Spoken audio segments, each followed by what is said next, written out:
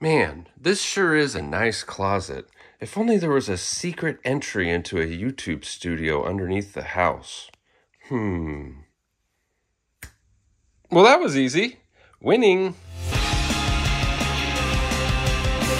Make sure you tune into our Whatnot show scheduled for January 26th at 5 p.m. Pacific time. Link down in the description for $15 towards your first purchase. If you're new to Whatnot, you can come by and pick up some free stuff. And we're going to have a ton of stuff in there for $1, including my brand new Marvel exclusive that I'm going to be giving away a ton of copies and selling for $1. So if you use that link, you can stop by and possibly pick up a nice stack of books.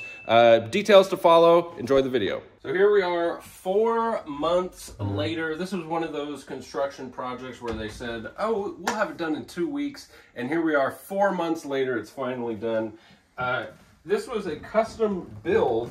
So there was a lot of things that took us by surprise. We had no idea what this was gonna look like. My thought was to have stairs that you could just easily walk down. That ended up being too difficult, and then it became this small square, and then we were talking about jumping, and then we add the ladder. There was talks of a rope, but this is what we settled on. It's definitely not a stroll down. You got to climb down, duck down, run down, and slide down. So I'll take you guys down. So this is where you have to kind of duck down here, and then there's this thing. You have to watch your head and duck down and kind of run in. Ba, ba, ba, ba. Come on in, Marcus. So I had in mind a casual set of stairs, and that's what we ended up with. So here, I'm gonna hand you back to Marcus. Transition. So here it is, here's the comic wall.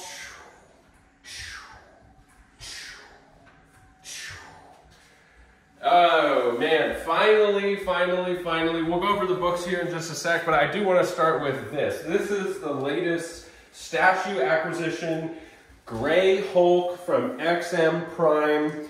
Absolutely stunning. This thing is like 250 pounds. I mean, it is heavy. If you try to lift it up, God, like it's incredible craftsmanship. I love it. So down at the base here, you can see some different artistic stuff. I think that's his origin story side there. Of course, we've got the Wolverine, the first statue that I ever bought. This is the Stan Lee corner. This is my first piece of original art that I ever purchased. It's by John Romita Sr., and it's signed by John Romita Sr., and it's signed by Stan Lee. And it's the splash page to this comic right here, Untold Tales of Spider-Man -1 or -1.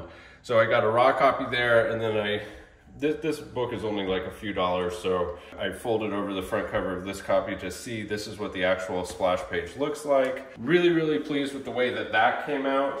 All right, so we're gonna go through the books on the wall. This is most of my PC. I'm gonna be buying back a lot of the big grails that I sold off over the past few years. Now that we're finally starting to bottom out on the market, it's gonna be buy time here soon, but we're just gonna go through real quick everything in the PC, why it's in the PC. I always keep one copy of my store exclusives when I do a store exclusive. Venom 25 Raph Grassetti limited to 50, SpiderGwen Annual #1 Virgin Edition limited to 50. This is the single highest graded, rarest Raph Grassetti cover to date. It's a double cover, first cover 9.8, interior cover 9.9.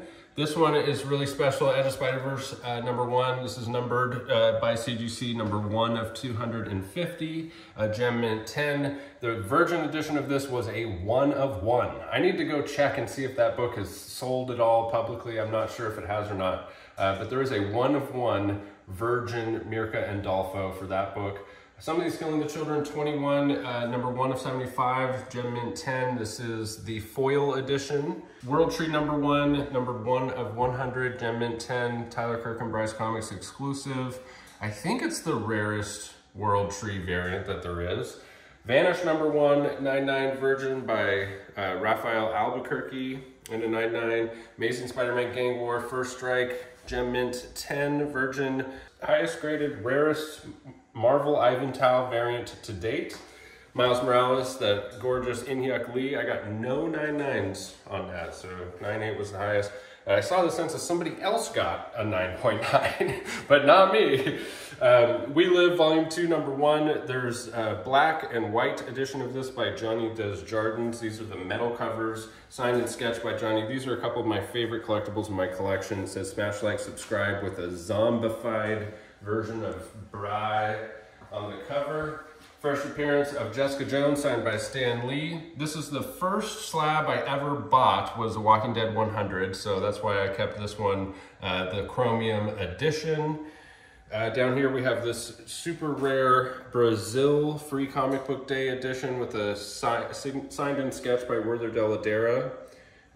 We have a first print 9/8. I absolutely love that series. This Silver Surfer cover, I just absolutely love it. And for the price, I'm like, man, I would just way rather hold on to that. Same with these two, the Wonder Woman variants. I just love these Adam Hughes variants, and I just thought I'll just keep them for what they're worth. I gotta be careful doing that, because next thing you know, I'd have this whole room full. X-Men number 4, 7.5 UK price variant, the super rare UK price variant, one of the highest graded. Beautiful, beautiful reds and colors on this for the first appearance of Scarlet Witch, which is, you know, one of my favorite characters. And I just love how she's green on the cover and red on the inside. Cool Cat Comics, the only one on the census. I just thought it was a really cool cover, super rare book. And I thought, man, it says Cool Cat, I just love it. I just like it. Sometimes you just like something. Strange Tales number 111. This is the first appearance of Asbestos Man, which I think is just an absolutely hilarious character. This is a pedigree from Joe and Nadia Manarino. So I'm thinking about sending it back in to be reholdered to get the custom pedigree label. Bloodstone, I love the character and I love the cover. So I decided to hold on to that. Walking Dead number 1, one of the first comics that I ever really got into. So happy to have that, the black mature readers variant. There's two different versions of this. One has the white mature readers and one has the black. The black is more rare. Another one of my favorite collectibles right now is Darkhawk number 1, signed and sketched by Mickey Finnegan. This is special to me because Mickey and I, started YouTube about the same time for comics. And it just signifies his success and my success that I was able to facilitate a signing, and he is popular enough to have his signature be desirable. And so that's what that represents to me and why I think it's cool. Strange Tales number 4. This, I used to say in Key Collector that this was the first John Romita Sr. art, and I think it's changed since then. But it's still just an awesome pre-code horror, very, very early John Romita Sr.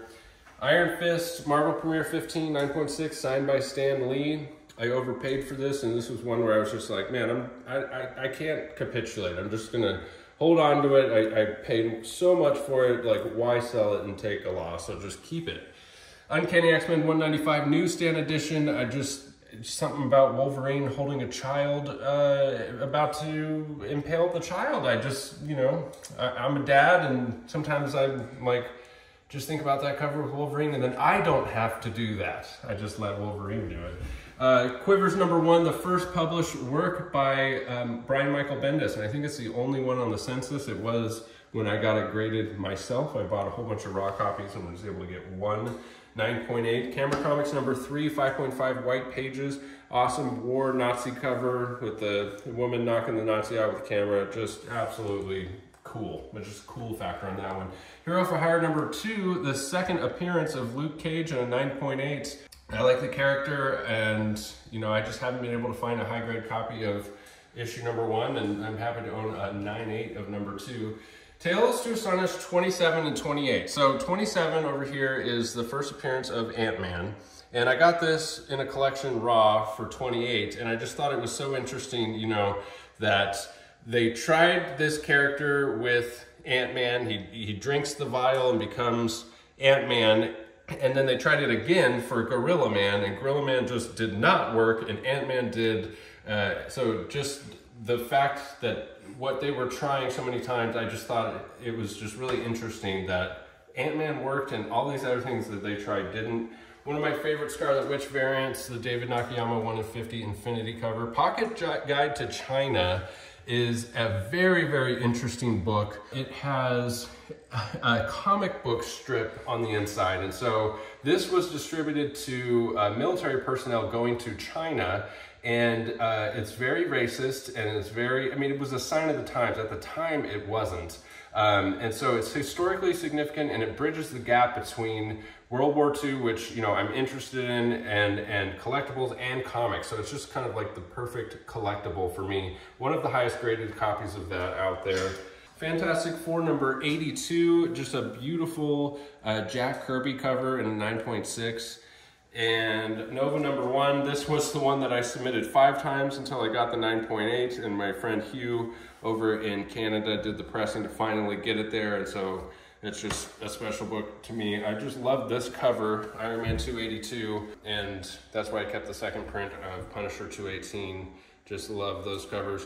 Amazing Spider-Man number 800. This is the 1 in 200 Gabriel Del Otto Virgin variant, which I just absolutely love this art. I found out after the whole debacle with my variant, which I did not know that my variant was previously used art, is that the way you can tell is if you look at the date that he put on there and then the date it come out. So the date on his signature is 2015. The date of the comic is 2018. So this isn't original art.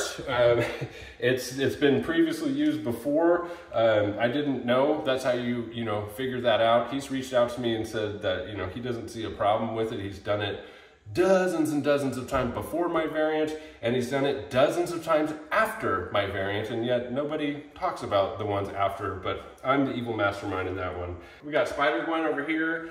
SpiderGwen, she's talking to someone on the phone. Can you get who's that? Who's what? Oh, I got her number, guys. That's right. Get in line, boys. The Batman statue, which had a tragic accident.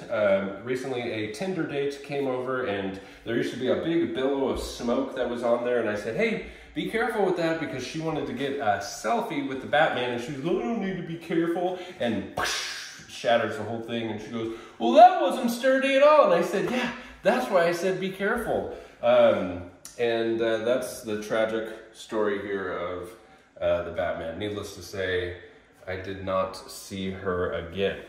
We got the Scarlet Witch, which is one of my favorites. Absolutely love the actual fabric there. And so, I'll show you the rest of the tour here. So this is the pressing station. So I got my presses set up here. We're still kind of moving in.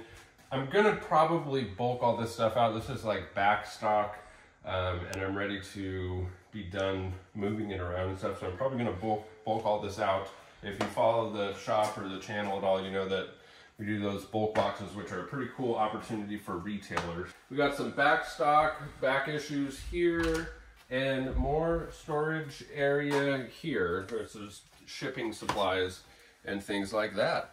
So it's awesome to have it here. I love having all of this space and all of this stuff right here at home. I'm gonna put something up on the wall here, but it has to do with the 2 books, the 2 Grail books that I just purchased yesterday, so stay tuned for a future video, but plenty of wall space. I mean, there's lots of opportunities and different stuff that can be done with this space. We're working out the details of some other shop update, shop announcement type things, but there's some stuff that needs to transpire first. But we do have a very exciting Whatnot show coming Friday, January 26th. I'm gonna have a Marvel exclusive, Bryce Comics exclusive, available for $1. And I'm still working out the details on that. We're gonna do a boatload of giveaways, and I'm trying to get a boatload of other valuable exclusives that I can make available for $1 as well. It's basically going to be a crazy giveaway show, and if you use my link in the description, you'll get $15 towards your first purchase on Whatnot if you're new to Whatnot, and you could probably pick up a nice stack of books for free. So that's going to be a really exciting show. Stay tuned for more announcements about developments with the shop and the studio. Thank you for sticking with me to the end of the video. We'll catch you in the next one. Bye.